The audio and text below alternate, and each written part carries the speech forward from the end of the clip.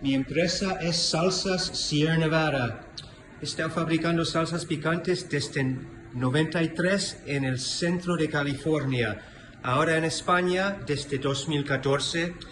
Fabrico con chiles frescos de nuestra finca y frutas como piña fresca, chirimoya, mango. Usamos habanero, jalapeño, moruga scorpion, lemon drop, Carolina Reaper. Hace un rato hemos hecho la primera salsa picante en el mundo, hecha a base de aceite picual, que está riquísima. Y también la famosa salsa de infierno, con los 3 chiles más picantes en el mundo. Cacahuetes de infierno, hecho con Carolina Reaper, jalapeño asado, cerveza infernal.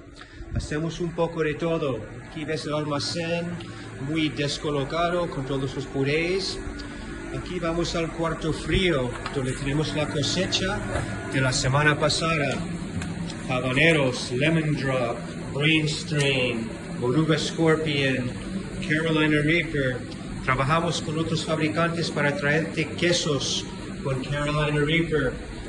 Tenemos chiles secos, tenemos un poco de todo. En la nueva fábrica que sigue en obras, tenemos una gran cocina donde puedo fabricar mucha salsa.